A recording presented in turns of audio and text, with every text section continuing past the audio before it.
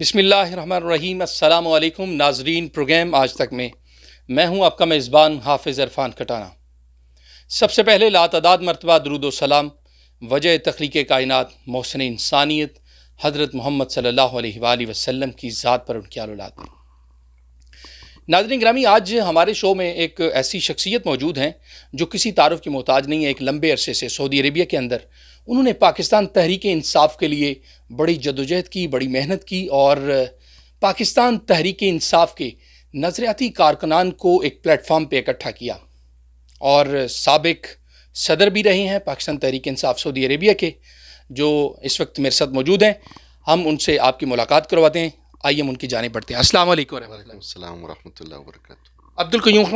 قیوم خان صاحب، سب سے پہلے آپ کا شکریہ، آپ ہمارے پروگرام میں شامل ہوئے، ہم آپ کا شکریہ ادا کرتے ہیں۔ ہماری پاک نیوز پوائنٹ کی پوری ٹیم آپ کا بے حد شکریہ ادا کرتی ہے۔ سب سے پہلے تو آپ یقیناً بہت سارے لوگ آپ سے واقف ہیں، لیکن آپ ہمارے ناظرین کو اپنا تھوڑا سا تعارف کروائیے۔ بسم اللہ الرحمن الرحیم۔ حافظ عرفان کٹانہ صاحب، سب سے پہلے تو میں آپ کا شکریہ ادا کرتا ہوں۔ آپ کی جو پوری ٹیم ہے میں اس کا بھی شکریہ ادا کرتا ہوں۔ پاک نیوز پوائنٹ جس پروفیشنل طریقے سے کام کر رہی ہے، کیونکہ میں آپ لوگوں کے پروگرامز دیکھتا ہوں اور مجھے بڑی خوشی ہوتی ہے۔ نام میرا عبدالقیوم خان ہے۔ سعودی عربیہ میں پچھلے 18 سال سے مقیم ہوں یہاں پہ، اور تقریباً 2004 سے میں تحریک انصاف کا حصہ ہوں۔ لیکن ظاہر ہے ان دنوں میں اتنی تعداد نہیں تھی پی ٹی آئی کی، تو 2009-10 کے بعد جیسی ہی پی ٹی آئی گروم ہو گئی، اور پھر 2013-14 سے جب سے سعودی عربیہ میں یہاں پہ ایک سلسلہ شروع ہوا ہے، تو میں آج تک اس کا حصہ ہوں۔ اور ہم سمجھتے ہیں کہ جو ہماری ایک خواہش ہے، خان صاحب کی قیادت میں ایک نیا پاکستان اپنے آنے والی قوم کو، اس قافلے کا حصہ ہوں اور اس کا حصہ رہوں گا۔ پہلے میں یہاں پہ ایک کمپنی میں جاب کرتا تھا، اور اس کے بعد جب لوگوں نے ذمہ داریاں ڈال دی میرے اوپر، تو میں نے سوچا کہ شاید جاب کے ساتھ میں اپنی کمیونٹی کی وہ خدمت نہ کر پاؤں جو باہر رہ کے میں زیادہ سے زیادہ ٹائم ان کو دے دوں۔ تو اس کے بعد اب اپنا بزنس کر رہا ہوں، اور ساتھ ساتھ کوشش ہے کہ یہاں پہ جو پاکستانی کمیونٹی ہے ان کی بھی خدمت کرے۔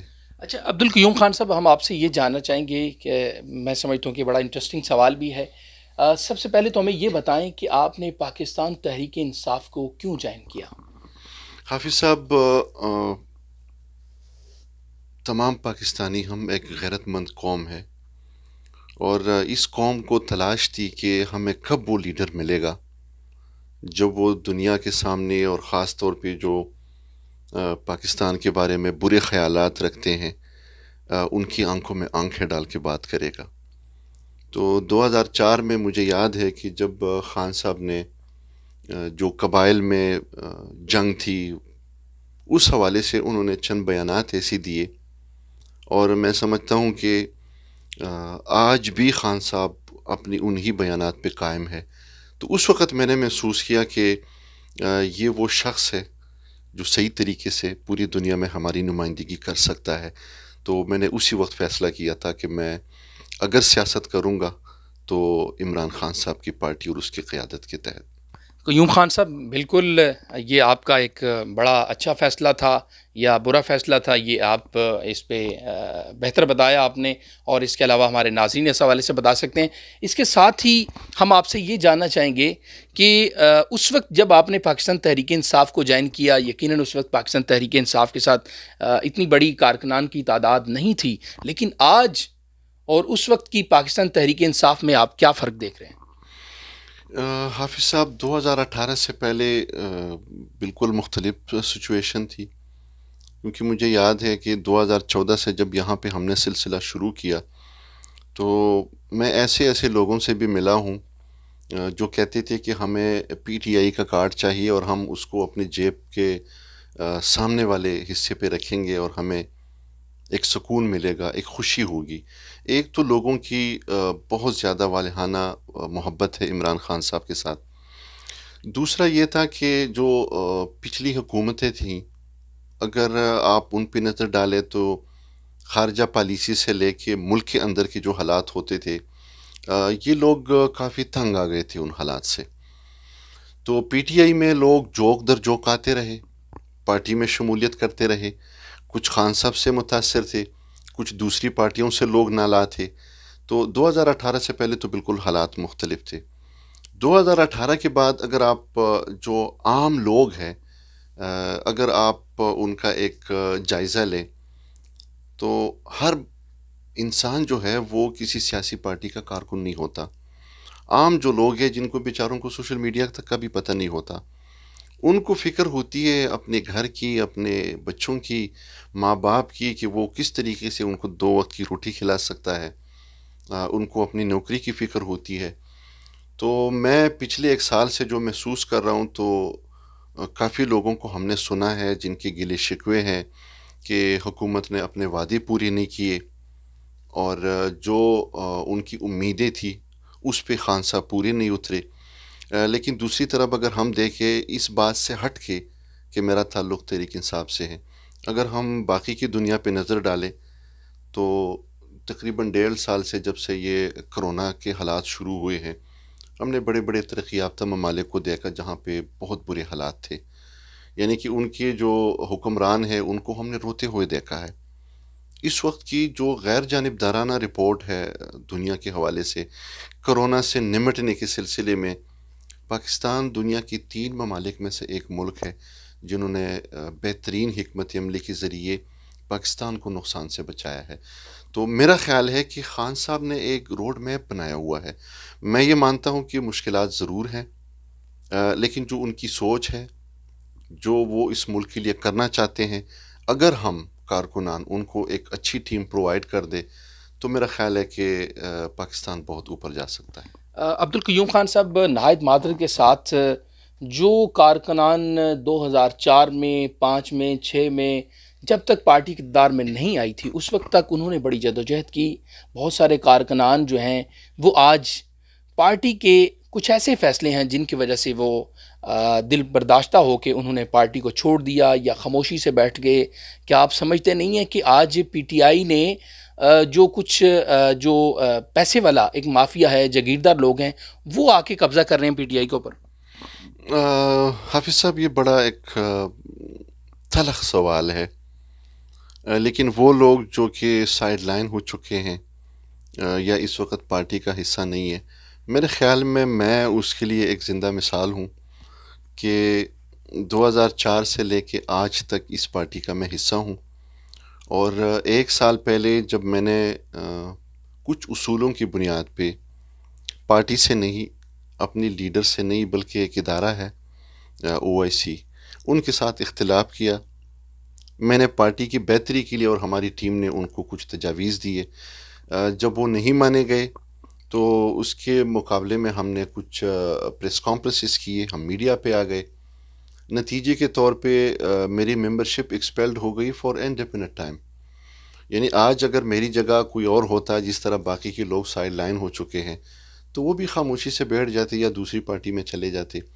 لیکن میرا خیال ہے کہ سیاست میں قوت برداشت ہونی چاہیے، آپ کو مقابلہ کرنا چاہیے.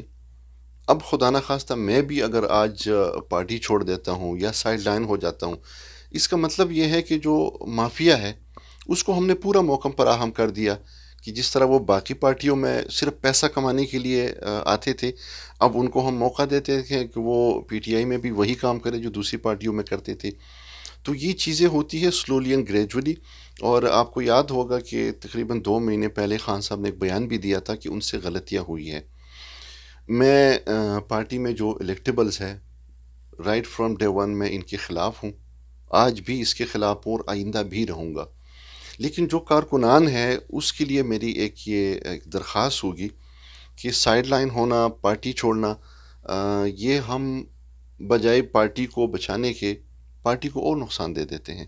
تو اگر ہم مقابلہ کریں تو میرا خیال ہے کہ یہ جو مافیا ہے اس کو ہم اپنے پرانے گھروں میں آسانی سے بیچ سکتے ہیں. دیکھیں عبدالقیوم خان صاحب، بات یہ ہے کہ ابھی انٹرا پارٹی الیکشن ہوئے اور اس دوران نظریاتی پینل جنہوں نے کہا کہ ہم عمران خان کے ساتھ کھڑے ہیں، اور دوسری طرف جو ہے اپنا اتحاد ورکر ایک پینل، اور انہوں نے کہا کہ ہم عمران خان کے ساتھ جو ہے وہ کھڑے ہیں اور عمران خان کی آواز ہیں اور اس کے منشور کو آگے لے کے چلیں گے. لیکن بات یہ ہے کہ جو دیکھنے میں آ رہا ہے، ایک عام ورکر جو ہے جو ایک لمبے عرصے سے جدوجہد کر رہا ہے، اور کچھ لوگ آج جنہوں نے چند روز قبل یا کچھ عرصہ پہلے پارٹی کو جوائن کیا، آج وہ جو ہے وہ ہائی جیک کر رہے ہیں پارٹی کو، اور جو اصل کارکن ہے وہ آج خاموش ہے، وہ پریشان ہے. یہ اس کا کیا پارٹی اس کا کوئی ایسا لاہے عمل نہیں لے کے آ رہی یا لے کے آنا نہیں چاہتی؟ انفارچونیٹلی 2016 میں پی ٹی آئی ریاض نے ایک سسٹم بنایا تھا جس میں ہم نے یہ جو پینل سسٹم ہے اس کو مکمل طور پہ ختم کر دیا تھا. اور دلیل ہماری یہ تھی کہ ایک طرف 50 بندے ہیں، پھر ان 50 کے پیچھے اور 50 ہے، اس کے مقابلے میں 40 بندے ہیں، اس کے پیچھے اور بندے ہیں. اس کا مطلب یہ ہے کہ جب آپ ان کو کمپٹیشن میں ڈالتے ہیں تو جو 50 والا ہے وہ تو جیت جائے گا، 40 والا کہاں جائے گا. ہمارے سسٹم میں ایسا تھا کہ جو سب سے زیادہ ووٹ لے گا اس کی پوزیشن اوپر ہوگی، جو دوسرے نمبر پہ آئے گا وہ اس کا نائب ہوگا. مطلب یہ ہے کہ یہ سارے پھر مل کے کام کریں گے. او آئی سی بدقسمتی سے ان کے اپنے کیا ایمز ہے اس پہ میں بات نہیں کروں گا، لیکن ان کا یہ جو طریقہ کار ہے، اب انشاءاللہ آگے ہماری کوشش ہے کہ ہم وہی پرانا سسٹم ایک بار پھر امپلیمنٹ کریں. اور جہاں تک ورکرز کی بات ہے تو حافظ صاحب 2018 کے الیکشن سے پہلے پارٹی کو سپورٹ کرنا وہ ایک ڈیفرنٹ معاملہ تھا.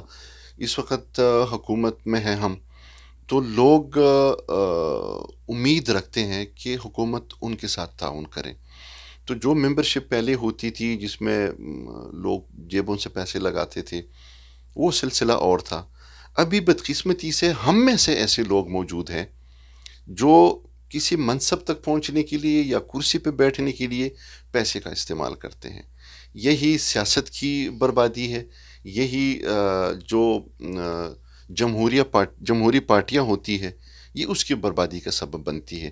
اور یہی پیسہ جو ہے وہ جو اصل کارکنان ہے اس کی اہمیت کو ختم کر دیتی ہے. دیکھیں، بات یہ ہے کہ ایک جو پچھلا ٹنیور گزرا ہے اس میں بھی مطلب یہی لوگ جو آج اپنے آپ کو پارٹی کا ایک سرمایہ کہہ رہے ہیں، آج وہ جو ہے وہ انویسٹر لوگوں کو اپنے ساتھ شامل کر کے اور ورکرز کی جو اصل آواز ہے اس کو دبانا چاہ رہے ہیں، اور پھر جو ہے وہ اس پہ اس منصب پہ آنا چاہ رہے ہیں اور ان کو اس کے اوپر آ کے قبضہ کرنا چاہ رہے ہیں. جیسا کہ آج بھی ڈنمارک کے اندر ایک پارٹی کے کارکن نے جو ہے وہ ٹویٹ کیا ہے کہ جناب پھر دوبارہ سے جو پینل جیت رہا تھا اس کے لیے پاکستان سے مرکزی قیادت کے فون کروا کے تو وہاں پہ بھی جو ہے وہ الیکشن رکوایا گیا. یہ سارا منظر کیا ہے؟ کیا پارٹی جو ہے وہ ایکشن نہیں لینا چاہ رہی، اصل ورکر کی آواز نہیں بننا چاہ رہی؟ یہ کب یہ فیصلے ہوں گے؟ حافظ صاحب حکومت میں آنے سے پہلے خان صاحب جو پارٹی کے معاملات ہیں وہ خود دیکھتے تھے. اس وقت آپ کو پتہ ہے کہ پاکستان کو کتنے چیلنجز ہیں. پڑوسی ممالک کو دیکھ لے، امریکہ تک اگر آپ جائیں تو خان صاحب وہاں پہ بیزی ہوتے ہیں. اب نیچے جو لوگ ہیں میں اس کو ڈپینڈ بھی نہیں کر سکتا، کافی ساری خرابیاں ہیں. اور میں سمجھتا ہوں کہ مجھ جیسے ورکر کی یہی ذمہ داری ہے کہ اگر تو خان صاحب تک ہماری آواز نہیں پہنچتی تو پھر ہم اپنے طور پہ ایسا لائے عمل طے کریں کہ ہم ان لوگوں کو مجبور کریں کہ ان کے وہ طریقہ کار جس سے پارٹی کو نقصان ہوتا ہے، جس کی وجہ سے ورکر پارٹی سے متنفر ہو جاتا ہے، ہم ان کا راستہ روکیں. اور اس کے لیے الحمدللہ ہم نے پلانز کیے ہیں. کچھ دنوں میں آپ دیکھیں گے کہ ایک بار پھر جس طرح حکومت میں آنے سے پہلے ایک زبردست لوگوں کو موٹیویٹ کرنے کے لیے ہم دوسری سٹیز میں جاتے تھے، میں خود انشاءاللہ ایک بار پھر وہ شروع کروں گا کہ یہ جو مافیا ہے اس کو ہم نے اب مجبور کرنا ہے کہ یہ جو ان کے فیصلے ہیں جس سے پارٹی کو نقصان ہوتا ہے یہ ہم برداشت نہیں کریں گے. اب ہم نے پوری دنیا کے جو پی ٹی آئی کے کارکنان ہیں اس کو ایک پلیٹ فارم دینا ہے، کیونکہ 2023 کا الیکشن آنے والا ہے. پھر جو الیکٹرانک ووٹنگ کا جو سسٹم ہے انشاءاللہ جب سینٹ سے وہ آرڈیننس پاس ہوگا تو اوورسیز ووٹ بھی ڈالیں گے. اس کے لیے ہم نے ایک بہترین حکمت عملی بنانی ہے. اور ان میں یہی کہوں گا کہ یہ جو حالات ہوتے ہیں یہ صرف پی ٹی آئی میں نہیں ہے، یہ ہر پولیٹیکل پارٹی میں ہوتے ہیں.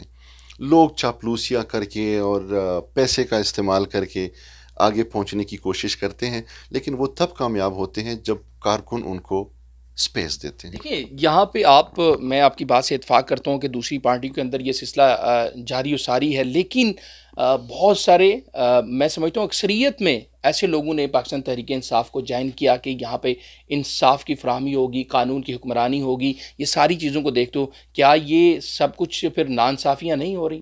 کیا یہ دوسری پارٹیوں کی طرح پھر ان میں اور اس میں کوئی فرق نہیں ہے؟ پھر کیا آپ سمجھتے ہیں آپ؟ میں نے پہلے واضح کیا کہ جو لوگ دوسری پارٹیوں سے آئے ہیں تحریک انصاف میں، جن کو الیکٹیبلز کہا جاتا ہے، میں اپنے حلقے کی بات کروں گا کہ وہاں پہ جن کو الیکٹیبلز کا نام دے کے ان کو ٹکٹ دیے گئے تھے، وہ الیکٹیبلز بھی نہیں تھے۔ یعنی کہ جو شخص اپنے پارٹی میں ایک یونین کونسل کی سیٹ نہیں جیت سکتا، اس کو آپ الیکٹیبل نہیں کہہ سکتے۔ لیکن جو پارلیمانی بورڈ بنا تھا 2018 کے الیکشن کے لیے ٹکٹوں کے سلسلے میں، کچھ اس کے اپنے ایمز تھے۔ جیسے مثال کے طور پہ میں اگر اپنی بات کروں تو حقیقت یہ ہے کہ مجھے خود بتایا گیا تھا کہ آپ کہیں نہ جائیں، خان صاحب کو پتہ ہے اور وہ آپ کو اگنور نہیں کرے گا۔ بعد میں جب ڈیسیجن آیا تو اس کے بعد ایسی عجیب و غریب باتیں ہم نے سنی جو کہ انفارچونیٹلی میں میڈیا پہ کہہ بھی نہیں سکتا۔ تو کچھ لوگ ایسے ہوتے ہیں جو کام والے بندے ہیں ان کو آگے نہیں آنے دیتے، وہ اپنی ایک بادشاہت قائم رکھنا چاہتے ہیں۔ اور اسی لیے میں کہتا ہوں کہ سیاست سٹرگل کا نام ہے۔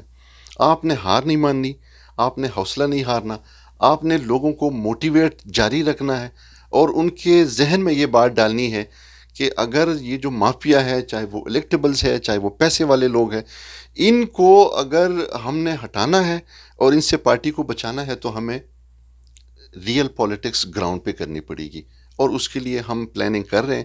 لوگوں کے تحفظات ہیں، اس میں کوئی شک نہیں ہے، کافی لوگ پریشان بھی ہیں، لیکن مجھے امید ہے کہ جس طرح کچھ دنوں میں مجھے خود یہاں کے کچھ لوگوں نے بولا کہ جب آپ آتے ہیں تو ہمیں کافی تسلی ملتی ہے، ہمیں ایسا لگتا ہے جیسے خان صاحب نے کوئی اپنا نمائندہ ہمارے پاس بھیجا ہے۔ تو پاکستانی قوم کو آپ کو پتہ ہے حافظ صاحب کہ وہ معمولی باتوں پہ پھر جو ان کی گلے شکوے ہیں وہ بھلا بھی دیتے ہیں۔ انشاءاللہ ہم ان کو موٹیویٹ کریں گے، کیونکہ اینڈ آف دا ڈے ہمارے پاس خان صاحب کے علاوہ کوئی آپشن نہیں ہے۔ دیکھیں کافی ساری باتیں ہیں اور آپ کا بہت سارا ٹائم بھی لے لیا ہم نے۔ اب بات کریں گے جیسے کہ آزاد کشمیر کے اندر الیکشن چل رہا ہے اور وہاں پہ بھی جو ہے وہ بھی سیاسی جوڑ توڑ جاری و ساری ہیں، وہاں پہ بھی نئے لوگوں کو شامل کیا جا رہا ہے، یہ ساری باتیں تو چل رہی ہیں۔ لیکن ابھی جو ہم بات کریں گے اس وقت کرونا وائرس، اس وقت پوری دنیا میں جو ہے وہ اس کی وجہ سے معاشی صورتحال جو ہے وہ بڑی متاثر ہوئی ہے، تعلیمی نظام بڑا متاثر ہوا ہے۔ تو یہ جو ابھی سیاسی جلسے اور ریلیاں نکالی جا رہی ہیں، تمام پارٹیاں جو ہیں، پیپلز پارٹی اپنے جلسے کر رہی ہے، تحریک انصاف کر رہی ہے، نون لیگ کر رہی ہے، تو یہ کیا اس سے کرونا وائرس نہیں پھیلے گا؟ میرا خیال ہے کہ یا تو ایسے حالات میں الیکشن نہیں ہونے چاہیے تھے، پوسٹ پون کر دیتے جب تک یہ کرونا کے یہ حالات ٹھیک نہ ہوتے، اور اگر پوسٹ پون نہیں ہو سکتے تو اس طرح کے جلسے کرنا میں تو کم از کم اس کو ڈیپینڈ نہیں کر سکتا، کیونکہ الیکشن جیتنا ہارنا یہ تو سیاست ہے، یہ تو جاری رہے گا۔ خدا نہ خواستہ ان جلسوں سے اگر کرونا پھیل جاتا ہے تو پھر جو پہلے سے ہمارے یہ حالات ہے، آئی ایم ایف کے قرضوں تلے ہم دبے ہوئے ہیں، اوپر سے جو ہماری ایکسپورٹ اور امپورٹ ہے، پھر جو جی ڈی پی گروتھ ہے، اس کو دیکھ کے ہم اپنے ملک کو فی الحال اس پوزیشن میں نہیں ہے کہ اس کو پراپر طریقے سے چلائیں۔ تو اوپر سے اگر اس طرح کے حالات آتے ہیں، اب جیسے ویکسین کے لیے کتنی بڑی اماؤنٹ گورنمنٹ کو پے کرنی پڑ رہی ہے، اس کا مطلب یہ ہے کہ ہم اپنے آپ کے اوپر مزید بوجھ ڈالیں گے، تو نہیں ہونا چاہیے۔ لیکن میرا خیال ہے ابھی بھی کچھ لوگ کہتے ہیں کہ نہیں کرونا ایسا ہے، یہ ہے ہی نہیں ہے، یہ ابھی کل میں ایک بندے سے سن رہا تھا کہ چونکہ یہ بڑی عید آ رہی ہے تو اس سے بچنے کے لیے یہ ایسی ہی افواہ پھیلائی گئی ہے۔ اللہ کرے کہ لوگ اس چیز کو خود سمجھیں، اور ایون جلسوں میں بھی پہلے تو نہیں ہونے چاہیے، لیکن اگر یہ ضروری ہے تو پھر ان جلسوں میں بھی اگر ہم تھوڑا سا خیال رکھیں، ہر بندہ اپنا خیال رکھے، تو میرا خیال ہے کہ کچھ نہ کچھ سیفٹی ہو سکتی ہے۔ اچھا، اس کے ساتھ ساتھ میں یہ بھی بات آپ سے جاننا چاہوں گا کہ اس وقت تعلیمی نظام جو ہے وہ بڑا متاثر ہوا ہے. بچوں کا جو ہے وہ مستقبل اس وقت بہت زیادہ جو اس کے والدین ہیں وہ بڑے پریشان ہیں اس سلسلہ میں کہ ان کا مستقبل کیا ہوگا. تو کیا اگر آپ یہ نہیں سمجھتے کہ تعلیمی نظام میں اسکول کالجز یونیورسٹی کے اندر ایس او پیز پر عمل کرتے ہوئے اگر دوبارہ سے کلاسز کا اجرا کیا جائے تو کیا یہ بہتر نہیں ہے؟ حافظ صاحب، اگر ہم بازاروں کو کنٹرول نہیں کر سکتے، ہم جو شادی ہالز ہے وہ بھرے ہوتے ہیں، اور ہم جلسوں کو بھی کنٹرول نہیں کر سکتے، تو اس چیز پہ تو مجھے کافی پہلے سے اعتراض تھا کہ جو سکولز ہیں اس میں ایس او پیز کا اگر خیال رکھا جائے اور وہاں پہ اس کا بندوبست کیا جائے، کیونکہ وقت گزرنے کے ساتھ ساتھ بچے جو ہیں وہ ایون تعلیم سے متنفر ہو رہے ہیں. میں یہ بھی سننے میں آ رہا ہے کہ پہلے شاید شفقت محمود صاحب کو چند لوگ جانتے تھے، اب بچہ بچہ اس کو جانتا ہے، کیونکہ جب وہ ایکسٹینشن کرتا ہے چھٹیوں میں تو بچے خوش ہوتے ہیں. اب جب یہ سلسلہ اسی طرح طول پکڑے گا تو تعلیم کی بربادی ہے یہ. اور اس چیز کے اوپر ہم نے اپنی طرف سے کوشش بھی کی ہے کہ ہم ان کو اس بات پہ آمادہ کریں کہ باقی سارے معاملات چھوڑ کے بچے اس ملک کا مستقبل ہے، ان کی تعلیم کو بچایا جائے اور ان کے لیے ایس او پیز کا بندوبست کر کے کم از کم یہ اسکول کھول دینے چاہیے. جی آخر میں ہم آپ سے یہ جاننا چاہیں گے کہ مستقبل میں پاکستان تحریک انصاف کو آپ کس پارٹی کے ساتھ اتحاد کرتے ہوئے دیکھ رہے ہیں؟ پاکستان پیپلز پارٹی کے ساتھ، مسلم لیگ نون کے ساتھ، جماعت اسلامی کے ساتھ، کس پارٹی کے ساتھ اتحاد کرتے ہوئے دیکھ رہے ہیں؟ حافظ صاحب، پاکستان مسلم لیگ نون پیپل پارٹی کے ساتھ اتحاد کا سوال ہی پیدا نہیں ہوتا. جماعت اسلامی کے ساتھ 5 سال ہم کولیشن میں تھے جب کے پی کے میں ہماری گورنمنٹ تھی، لیکن اس وقت جماعت اسلامی کی جو پوزیشن ہے، میں یہ بھی نہیں سمجھتا کہ شاید ان کے ساتھ ہمارا اتحاد ہو سوائے کاف لیگ کے. اس کے ساتھ بھی کچھ فاصلے بڑھ گئے ہیں، لیکن میرا خیال ہے کہ ان کے ساتھ پھر بھی ہماری بات بن سکتی ہے. اور دوسری بات یہ ہے کہ ہماری ذمہ داری ہے اوورسیز پاکستانیوں کو موٹیویٹ کرنا کہ عمران خان صاحب کو کم از کم ہم نے ایک چانس اور دینا ہے. اس کے لیے ہم کوشش کریں گے، اور اللہ کرے کہ بغیر کسی پارٹی کے اتحاد کے ہم 2/3 میجارٹی کے ساتھ اس دفعہ حکومت میں آئے، تاکہ پھر جو قانون سازی ہے اس میں ہمیں کوئی رکاوٹ نہ ہو. بہت شکریہ عبدالقیوم خان صاحب، آپ نے ہمیں اپنا قیمتی وقت عنایت کیا. ناظرین گرامی، یہ ہم نے آپ کو آج عبدالقیوم خان صاحب سے ملاقات کروائی، انہوں نے کیوں پاکستان تحریک انصاف کو جوائن کیا، یہ ساری باتیں ہم نے آپ تک پہنچائی. اب آپ انشاءاللہ آئندہ بھی ہمارے پروگرام میں مختلف شخصیات کے ساتھ ملاقات کرتے رہیں گے. ہم ان کی ذاتی زندگی کے بارے میں بھی آپ کے ساتھ شیئر کریں گے اور ان کے سیاسی کیریئر کے حوالے سے بھی ہم آپ سے شیئر کریں گے. تو اپنا اور اپنے اہل و عیال کا بہت سارا خیال رکھیے گا اور اپنی خوبصورت اور نایاب رائے سے ہمیں ضرور نوازیے گا. تب تک کے لیے اپنا بہت سارا خیال رکھیے اور مجھے اجازت دیجیے. اللہ حافظ.